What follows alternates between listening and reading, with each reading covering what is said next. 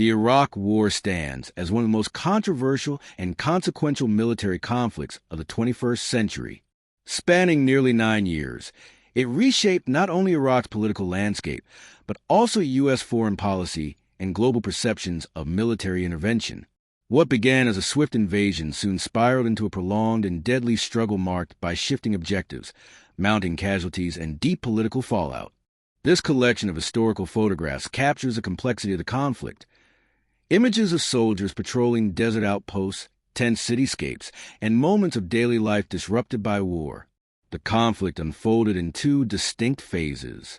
The first began in March 2003, when U.S. and British forces, alongside smaller contingents from other countries, launched a rapid military campaign to overthrow the regime of Saddam Hussein. Within weeks, Iraqi military and paramilitary resistance collapsed, and Baghdad fell under coalition control.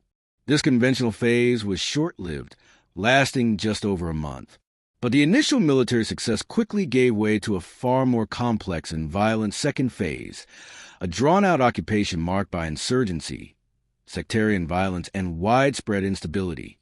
The U.S.-led invasion was presented by the Bush administration as a critical front in the broader war on terror, launched in the aftermath of the September 11 attacks.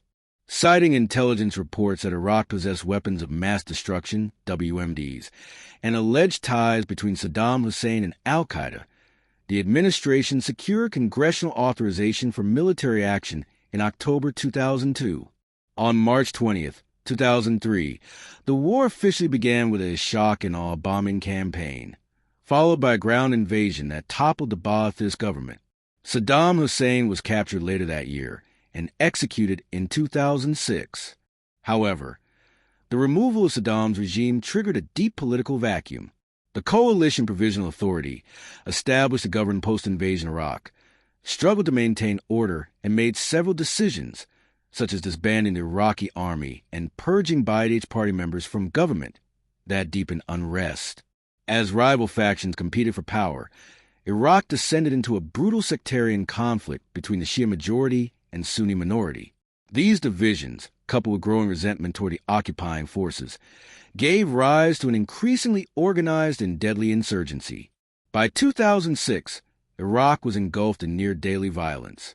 In an effort to regain control, the United States launched a major troop surge in 2007, deploying an additional 170,000 soldiers. The surge helped to quell some of the bloodshed and stabilize parts of the country, but it did not bring a lasting peace. In 2008, President George W. Bush agreed to a timeline for withdrawal, a plan that was implemented by his successor, President Barack Obama, culminating in the formal end of the U.S. military mission in December 2011. One of the most contentious aspects of the war was its justification.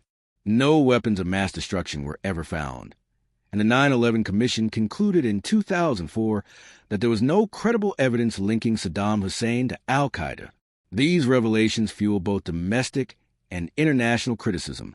Then, UN Secretary General Kofi Annan declared the war illegal, arguing it violated the UN Charter. Years later, the British Shulka Report, published in 2016 after a long public inquiry, concluded that peaceful alternatives had not been exhausted and that the decision to go to war was made prematurely. The war also had significant political repercussions within the United States. The faulty intelligence, absence of WMDs, and deteriorating conditions in Iraq became central issues in the 2004 U.S. presidential election, with George W. Bush narrowly securing a second term. Over time, public opinion turned sharply against the war.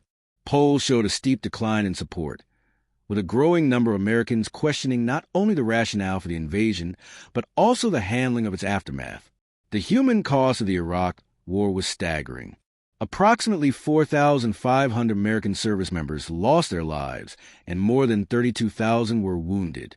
Estimates of Iraqi deaths vary widely, but conservative figures place the toll at over 150,000, including more than 100,000 civilians.